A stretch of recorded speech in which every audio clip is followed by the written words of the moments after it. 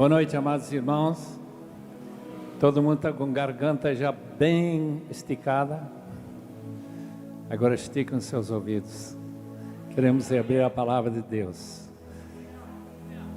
Os irmãos sabem qual é a coisa mais importante do mundo? Claro, é Deus. Deus é aquele que é mais importante do mundo. Mas o que há acerca de Deus que é o mais importante? É isso que nós queremos tratar nesta noite.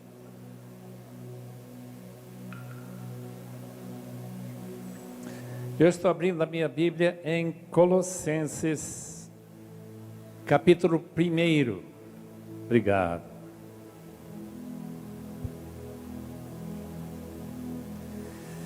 Que alegria em vê-los todos reunidos aqui, com um propósito para glorificar a Deus. Um propósito para ouvir a sua palavra. E mais importante ainda, para nós dedicarmos a fazer o que Ele manda. Ouvir a sua voz e obedecer a essa voz. Colossenses capítulo 1, versículo 9. Paulo está na prisão em Roma, escrevendo para aquela pequena igreja em Colossos. Por essa razão, desde o dia em que ouvimos, não deixamos de orar por vocês e de pedir que sejam cheios do pleno conhecimento da vontade de Deus, com toda a sabedoria e entendimento espiritual. Isso para que vocês vivam de maneira digna do Senhor, em tudo possam agradá-lo, frutificando em toda boa obra, crescendo no conhecimento de Deus e sendo fortalecidos com todo o poder, de acordo com a força da sua glória, para que tenham toda a perseverança e paciência com alegria, dando graças ao Pai, que nos tornou dignos de participar na herança dos santos no reino da luz. Pois Ele nos resgatou do domínio das trevas e nos transportou para o reino do seu Filho amado, em quem temos a redenção, a saber, o perdão dos pecados. Os irmãos aqui todos oram, né? Oram com os olhos fechados ou abertos? Fechados. A Bíblia não manda fechar os olhos, mas se quiserem fechar, eu gostaria de orar.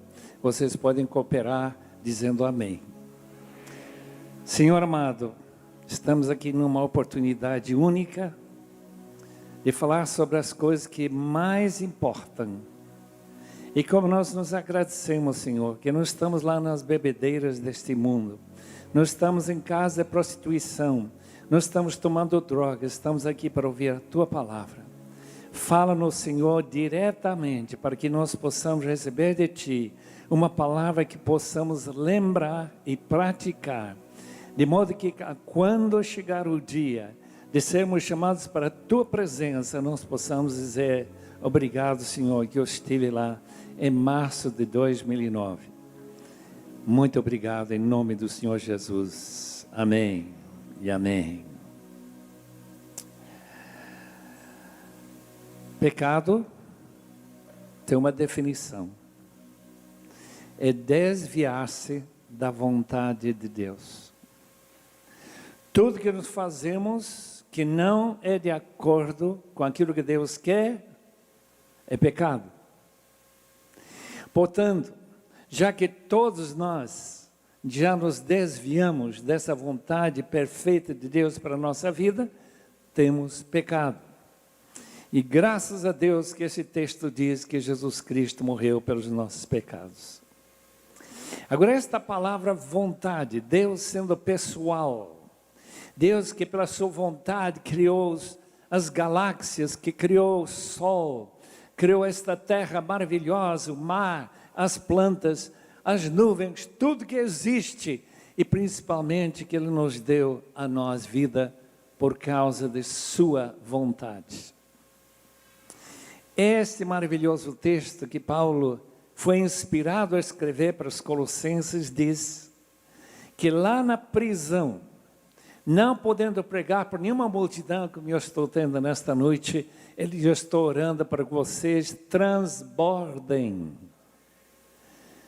com pleno conhecimento da vontade de Deus, com toda sabedoria e todo entendimento espiritual, para que vivam de maneira digna do Senhor, para que em tudo vocês o agradem, para que vocês tenham uma vida frutífera e para que vocês, durante o resto da sua vida, estejam crescendo no conhecimento de Deus.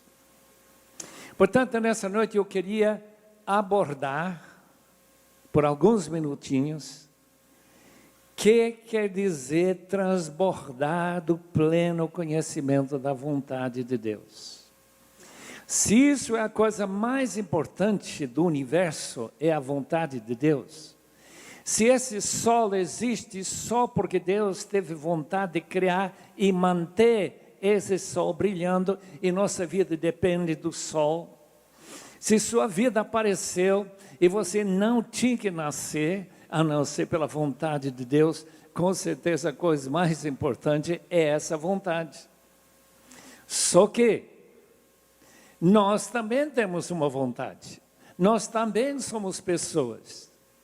E quando nós seguimos a nossa vontade, porque não sabemos, pela ignorância, ou só porque sabendo e sendo tentado a fazer nossa vontade e não a vontade de Deus, claro, nós pecamos. E o salário do pecado é a morte. Sabe que tem jovens morrendo por causa do pecado esta noite? Jovens que, ou pela ignorância, não conhecem a palavra de Deus, ou por conhecer e não ter forças para resistir, fazem sua própria vontade e estão morrendo. Ou em acidentes, ou talvez por causa de drogas, ou por qualquer outro motivo que pode trazer esse salário, esse pagamento pelo nosso pecado. Pensem bem, Deus tem uma vontade. Essa vontade é que todo mundo se salve. Isto é, que todo mundo venha conhecer a Deus e fazer o que Ele quer. Faça a sua vontade. Diz Efésios 5,17, que nós não sejamos insensatos, mas procurem saber qual é a vontade do Senhor. Os irmãos sabem que a salvação é por causa da vontade de Deus, através de Cristo, que disse: eis-me aqui para fazer o que? A tua vontade. Hebreus capítulo 10. Na tua palavra está escrito a meu respeito de Jesus. E lá no jardim de Getsemane, Jesus descobriu, já sabia que era a vontade de Deus, que Ele morresse lá na cruz por nós. E Ele, nessa luta tremenda, porque Ele não queria morrer, Ele não queria ser afastado do Pai, Ele não queria carregar todos esses pecados, pelos quais Ele não era culpado. Mas Ele disse: não a minha vontade, mas a tua. E lá temos a perfeição da bondade de nosso Senhor Jesus Cristo, que pela vontade de Deus, que Ele aceitou para a sua vida, trouxe salvação para nós. Meus irmãos, a vontade de Deus é um só, mas tem três aspectos. O primeiro aspecto é vontade determinado, que não adiante pedir que Deus mude. Por exemplo, é a vontade de Deus que o sol brilhe. E não importa quanto você peça a Deus, apague esse sol. Está criando muito calor. Ele não vai fazer, porque está determinado.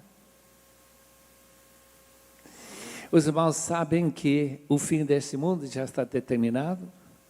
Os irmãos sabem que já está marcado o dia em que você vai expirar, se Cristo não voltar antes. É meu dia também. Você sabe que não adianta tentar evitar aquilo que Deus determinou, predestinados, escolhidos, de modo que Deus predetermina algumas coisas. E a Bíblia diz que Jesus morreu por causa da predeterminação de Deus, estava decretado. Porque nós não podemos mudar a vontade de Deus decretada, porque não adianta orar para que Deus não faça essa vontade que Ele já determinou fazer. Nós temos que nos preocupar com as duas outras áreas ou prismas, aspectos de sua vontade. A segunda parte, ou essa segunda prisma da sua vontade é simplesmente a Bíblia. A palavra de Deus. Aqui nós temos de capa a capa qual é a vontade de Deus escrita e colocada à nossa disposição. Leia a sua Bíblia, aprenda o que Deus quer para a sua vida. A Bíblia está cheia de não somente recomendações, não apenas opções, mas mandamentos. E como nós temos liberdade de não fazer o que Deus manda, ou fazer o que Ele quer, e se nós esta noite tomarmos uma decisão, eu quero fazer a tua vontade, e nós passamos por nosso jardim de Getsemane, e nós colocamos nossa vontade na submissão à vontade de Deus, você vai estar agradando a Deus, vai começar a viver uma vida que realmente é digna dEle. A palavra do Senhor é perfeita. Nós temos que entender essa palavra, meditar nessa palavra como salmista de noite. Nós não ouvirmos então as recomendações daqueles que não conhecem ao Senhor. Nós não colocamos nossa vida só à procura de dinheiro, só à procura de conforto e bens desta vida. Nós colocamos nossa vida à disposição do Senhor, porque sua palavra é: procure saber e praticar a vontade do Senhor. Eu estou aqui esta noite por causa de uma decisão que meus pais tomaram. Meu pai foi para o Instituto de Moody, lá em Chicago, lá pelas idas de 1920, 19, por aí. Em 1923, a minha mãe e meu pai decidiram fazer a vontade de Deus e ir para a Bolívia. Os irmãos não têm que todos ir para a Bolívia, podem dar graça a Deus. O Brasil é bem melhor.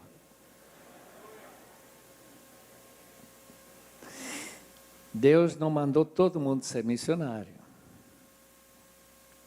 Portanto, tem um outro aspecto da vontade de Deus que é fundamental para cada um de nós. São as grandes decisões da vida. As decisões como esta: qual é a carreira que Deus quer que eu siga? Eu creio que a maioria dos crentes nem param para pensar. Eles acham que, se eles têm boa cabeça, se eles têm capacidade para cursar engenharia, então vão ser engenheiro, ganham bem. Ou para, talvez direito, ou talvez medicina, ou coisa dessa natureza. E não param para fazer exatamente o que Efésios 5,16 diz: procurar saber qual é a vontade de Deus, e não ser insensato. O médico foi para a América para estudar, brasileiro de Roraima, Boa Vista. Voltou cheio de si, cheio daquele: eu estudei em uma das melhores escolas do mundo. E todo mundo olhando para ele como se fosse um semideus. Uma noite de festa, quando ele estava já marcando seu noivado, ele começa a zombar da igreja. E meu amigo, pastor Antônio Paulo, disse: doutor, o senhor pode falar o que quiser a meu respeito, pode falar o que quiser a respeito da minha igreja, mas se você está mostrando falta de respeito pelo meu Senhor, tome cuidado. Acabou a festa. Não muito tempo depois, vem um telefonema, doutor tal, quer falar consigo. Ele foi para lá, ela estava deitado na cama e disse: pastor, talvez eu nunca ande mais. Veja lá. Que vale todo aquele estudo que eu fiz na outra América. Há 5% de chance que uma operação na minha coluna vai me permitir andar novamente. Eu quero mostrar este raio-x. Pastor Antônio Paulo deu uma boa olhada no raio-x e disse: está ruim, sim, só que eu tenho um raio-x do seu coração, está bem pior. Leio Romanos 3. Amanhã vocês leiam, domingo leiam Romanos 3. É um texto terrível. Quando terminou de ler, o doutor disse: é isso mesmo, sou eu. E ele disse: você queria aceitar Jesus? Eu quero. Ele caiu da cama, de joelhos, diante do pastor. O pastor não sabia o que fazer, ele não é Deus. Ele também caiu de joelhos e começou a orar e pedir que Deus salve este homem. E ele então se arrependeu dos seus pecados. E aquele que nunca pensou em pedir a vontade de Deus, se ele era para estudar medicina ou não, agora tem sua vida debaixo da vontade de Deus. Se vocês vão para o Roraima, for tratar por esse cirurgião, vai descobrir que no dia seguinte ele telefonou ao pastor e diz: alguma coisa muito estranha ocorreu, eu não tenho mais dor. Ele nem pediu ser curado, mas Deus foi misericordioso. E aquele que nunca pediu saber qual era a vontade de Deus para a sua vida, recebeu a vontade de Deus para a sua vida, para ele poder falar para cada paciente que aparece no seu consultório, que ele fala lá no hospital do Senhor Jesus, que mudou e salvou sua vida. Por quê? Porque Deus é tremendamente gracioso conosco. Eu não sei qual a vontade você tem para a vida, o que você pretende ser. Talvez você vá ser um missionário. Talvez vá ser como aquele missionário inglês que ele diz: olha, você sabe que da sua missão, dos 70 missionários que foram lá para o oeste da África, 60 e mais já morreram em 2 anos, sem aprender a língua, não fizeram nada. E você vai lá para morrer. Ele disse: se eu tivesse 1000 vidas, eu daria todas elas para evangelizar os negros da África. Isso quer dizer, chama vontade, meu filho. Número 2. Um dos meus heróis, quando eu era pequeno, eu li a biografia de John Peyton. John Peyton ia para a ilha das Novas Hébrides, no sul Pacífico, onde todo mundo era canibal. Os seus antecessores, 2 missionários, antes do barco ir embora, depois de deixar eles ficarem lá para evangelizar aquelas ilhas, já tinham sido mortos e cozidos por aqueles índios, aqueles indígenas. E você vai para lá, John. Você é estúpido demais. Aquele jovem olhou para aquele velhinho, mais ou menos de minha idade, e disse: ô senhor Dixon, dá para ver pela sua idade, que não vai demorar muito, para você deitar num caixão e ser comido por vermes. Agora, ser comido por vermes ou por canibais não faz nada, diferença nenhuma para mim. E Deus preservou a vida daquele homem. Que coragem! 4 anos, ameaçado todos os dias de morte. E Deus preservou até com anjos aparecendo em volta dele. E essas ilhas, hoje, todos cristãos. Por quê? Por causa da vontade de Deus. É por isso que Paulo está orando para aqueles colossenses. Ele não está orando para si mesmo, ele é prisioneiro, ele não está dizendo, olha por mim, eu estou aqui sofrendo, não estou comendo churrasco todo dia, não. Aqui é ruim demais. Vocês não podem imaginar que era uma prisão em Roma. Mas vocês têm liberdade para buscar essa vontade. Vocês têm liberdade para pedir que esse conhecimento da vontade do Senhor transborde na sua vida. Para que você não queira fazer outra coisa, para que quando você chega como David Brainerd, que com 29 anos, depois de apenas 5 anos trabalhando pelo Senhor, entre os índios de Susquehanna, lá em New Jersey, disse, eu não teria vivido a minha vida diferentemente do que eu vivi por nada neste mundo.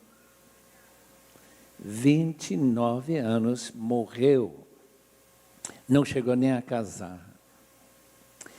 Meu colega de escola era Jim Elliot. Ele juntou 5 jovens, para evangelizar os indígenas Aucas no Alto Amazônia. Quando eu saí da escola de Wheaton, lá em Illinois, ele estava com um lema: não é tolo, não é estúpido, aquele que larga o que ele não pode segurar para pegar firme naquilo que não pode perder. Vocês já pegaram aquilo que não podem perder? Não é estúpido largar essa vida boa para segurar firme naquilo que você não pode perder. 6 anos depois, eu vi os manchetes, e lá estava fotos do meu amigo, colega da minha classe, flutuando no rio Curaray. Será que ele não conheceu a vontade de Deus? Será que foi estúpido? Meus irmãos, quantos milhares de jovens decidiram, se um jovem tão bem preparado, um grande lutador, vencia tantas lutas, eu gostava muito de vê-lo lutar. Ele queria um corpo muito bem preparado para ir para um lugar tão terrível como era o Alto Amazônia naquela época. 6 anos depois, seu corpo flutuando no rio, e uns 44 anos depois, aparece um dos índios que o matou lá à frente de 10.600 evangelistas em Amsterdã, naquele último congresso de Billy Graham. Lá está um daqueles que matou esse jovem. Por quê? Porque vale a pena conhecer e fazer a vontade de Deus. Para quê? Para viver dignamente do Senhor. Para agradá-lo em tudo, mesmo que você nem saia do Brasil. Para que sua vida seja uma vida frutífera, assim diz o versículo 10. E para que você fique sempre crescendo no conhecimento de Deus. Que esta noite seja memorável para vocês, como vai ser para mim. Porque em toda a minha vida eu não tive um auditório exatamente como esse. Já tive uns auditórios quase como esse, mas esse não. Portanto, vai ser quando nos reunimos novamente lá na presença de Deus. Eu quero ver todos vocês lá. É ouvir a sua história para a glória de nosso Deus. Vamos orar. Muito obrigado, Senhor, por uma noite marcada como essa. Muito obrigado por aqueles que organizaram. Muito obrigado àqueles que estão apresentando músicas que te agradam e te glorificam.